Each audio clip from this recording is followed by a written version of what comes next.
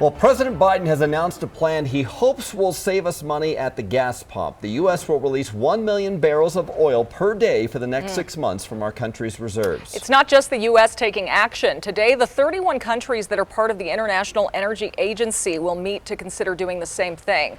So this morning, we're taking an in-depth look at the oil reserve releases, the amount of oil that the U.S. consumes each day, how much the White House predicts gas prices will drop because of this, why international cooperation will be so important, and the political context of all this and how the critics are responding. First, we want to take a look at today's gas prices. According to AAA, the national average is now $4.22 a gallon, down 2 cents from Monday. Here in Colorado, prices have been hovering below that $4 mark for weeks now. We're still at $3.99 a gallon. Yeah, just barely hanging on. We want to bring in Denver 7's Jessica Crawford this morning to explain how much President Biden predicts the prices at the gas pump could drop, because it's not as much as we would hope.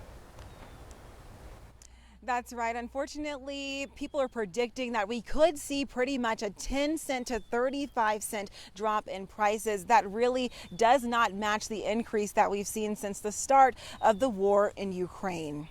While this is the most oil ever released from the strategic reserves, it barely makes a dent in the 20 million barrels of oil that the U.S. uses every day. The White House says that this is a wartime measure to help backfill the supply lost now that the West isn't buying Russian oil. But Russia, the world's largest oil exporter, ships nearly 3 million barrels a day, meaning that releases from our stockpile will not be enough. Here in Denver, a major shipping hub, businesses that rise and fall with gas prices are anxious to see prices fall. Diesel is hovering around $5 a gallon right now. You multiply that over 10 trucks. 10 trucks, an increase of over $300,000 just in fuel costs this time from this year from last year. Do that times 100 or 1,000 and you just keep adding them up. They've been trying to increase costs, but they're not going to be able to continue to do all of that if they can't offset all the fuel costs. So it's going to wind up in everyone's pocketbook. It already is.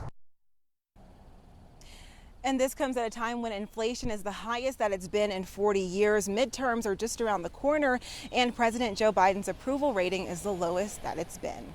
Live in Denver, I'm Jessica Crawford, Denver 7. Yeah, he has some critics over this plan, Jessica. They say that the first 2 times the president dipped into the oil reserves, it really didn't make much of a dent in gas prices. Instead, Republicans say President Biden should focus on boosting U.S. energy production. I think the administration's anti-fossil fuel views are sort of like a religion. Until that policy changes, we're going to have a problem. Now, some experts, including those here in Colorado, say boosting our production is easier said than done. Money is a concern because it costs to open a well and even more to drill a new one. And they're also dealing with supply chain backups and staffing problems, just like every industry. Rising gas prices come at an already expensive time of year for drivers. We're talking about potholes. Warmer temperatures and melting snow are causing roads to crumble. AAA says American car owners spent more than $26 billion fixing their cars after they hit potholes last year. The average cost of a repair for an individual vehicle was almost $600. I always cringe when you hear that sound. Well, here in Denver, drivers can ask the city to pick up the tab for damage to their vehicles caused by potholes. Only on city streets, though. Denver 7 found the city rarely approves those claims, though. We filed an open records request and found that between March and June of last year, 63 claims against the city were filed due to potholes. Of those 63, only 7 resulted in a payout. All of the others were denied. Denver's city attorney said there are 2 main reasons claims would be denied. First, if the pothole occurs on a street that the city is not legally responsible for. And second, if the city hasn't had enough reasonable time to fix the hole from when it was reported. Unfortunately, the legal standard is a reasonable period of time to fill the pothole. There is no specific time frame that's assigned to that. So, some of it will depend on maybe the severity of the pothole, how complicated it is to repair it, how much time has elapsed.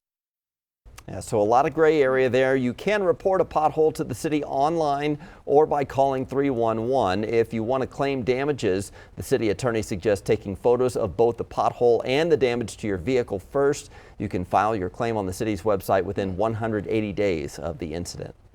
And if you damage your car driving over a pothole or doing anything else, it could take a while to get repaired. Denver 7's John Matarese explains the shortage of essential car parts mechanics are facing. When George Weaver fires up his 2020 Hyundai Santa Fe, the whole neighborhood hears what sounds like an old hot rod. Started up on Monday morning and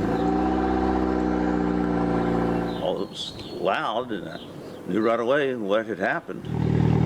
It was his catalytic converter, targeted by thieves these days for their valuable metals. When he looked underneath, he saw this: 2 clean cuts on the exhaust and his $1,000 converter gone. So he limped the SUV to his dealer, where he expected a quick repair, but it was not to be. And they told you there's no catalytic converters anywhere? Well, the dealer said they are back ordered.